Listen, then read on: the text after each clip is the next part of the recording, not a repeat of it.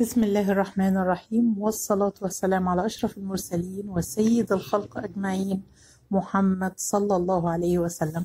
أهلا بيكم في فيديو جديد على قناتكم سهل وبسيط. وتعالوا نعمل طبق العدس ده، وهنعمل العيش ده معاه في البيت، وهنبططه على رد عشان يبقى صحي تمام التمام. أكلة روعة روعة روعة بأمانة. لو عملت العدس ده هتنسي موضوع الفول ده خالص على الفطار. ينفع فطار وينفع غدا وينفع عشاء.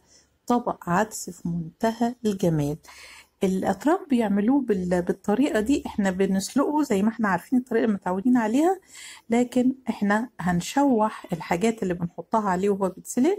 هنشوح البصلاية وهنشوح معاها طماطماية، قرن فلفل، فص توم، تشويحة بسيطة جدا. يلا بينا نبدأ ونشوف الطريقة. معانا طماطماية وبصلاية، ومعانا كوباية واحدة بس عدس مغسول، ومعانا التوابل بتاعتنا. طبعا الكمون أساسي مع العدس، والثوم والبصل. كل ده هيتقطع ويتشوح في معلقتين زبدة كده معتبرين. الزبدة والسمنة البلدي مع العدس الأصفر حكاية، وبتخليه خفيف وطعمه جميل جدا. مفيش حط سمنة، مفيش اعملي بمعلقة زيت ومن ايدك، هيبقى في منتهى الجمال. هنقطع البصل وفص توم واحد بس معاها. احنا هنسيب باقي التوم للطشة اللي هنعملها في الآخر. معلقتين زبدة ونص معلقة واحدة بس زيت علشان الزبدة متتحرقش منك. وابدأي بقى التشويح بالتدريج كده. اللي بياخد وقت أطول نخليه في الأول، واللي بياخد وقت بسيط نخليه في الآخر. هنحط الملح بس. اتعودي تحطي التوابل بتاعتك في الآخر خالص. يعني احنا ما نخليش التوابل تاخد في الأكل بتاعنا وقت طويل، لأن بتفقد طعمها.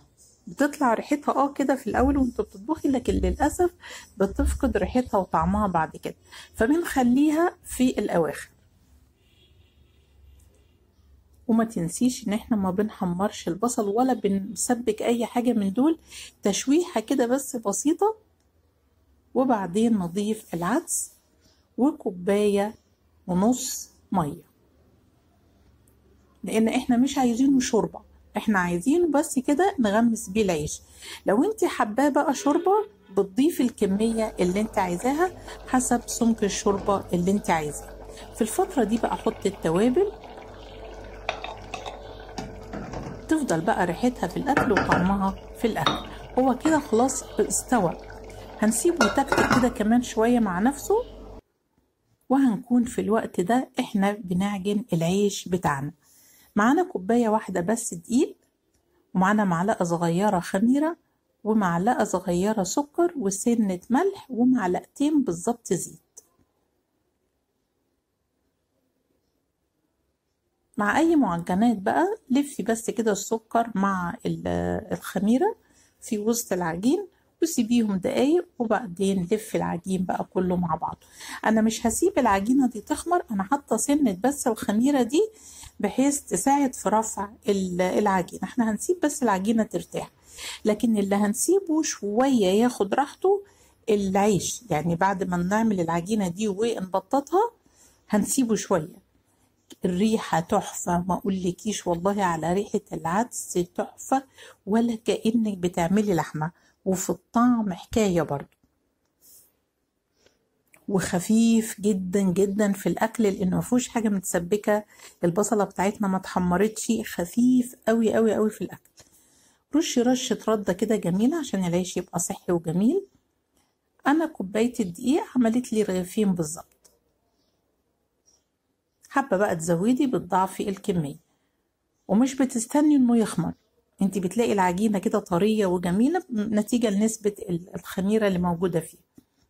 بنبدأ نفرد العيش بتاعنا وتعمليه بالشكل اللي يعجبك، لكن بتركنيه شوية، يعني بنسيبه كده حوالي ربع ساعة.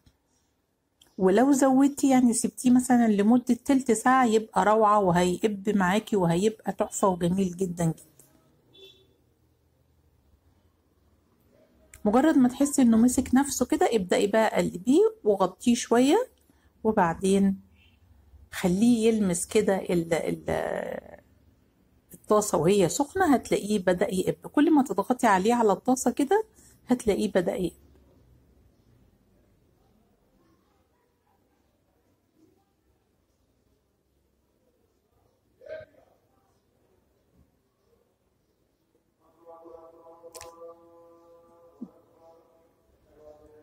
لما بنطلع العيش في المرحلة دي لازم نحطه في فوطة عشان يفضل طري.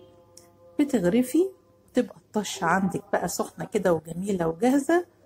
وعايزة أقولك بقى تفضلي معايا، ولو وصلت معايا لحد هنا شكرا للمشاهدة. ولو الفيديو عجبك ياريت تعملي لايك للفيديو، ونوريني بالاشتراك في القناة. العيش بأمانة تحفة، وطبق العدس ده روعة. شكرا ليكم، والسلام عليكم ورحمة الله.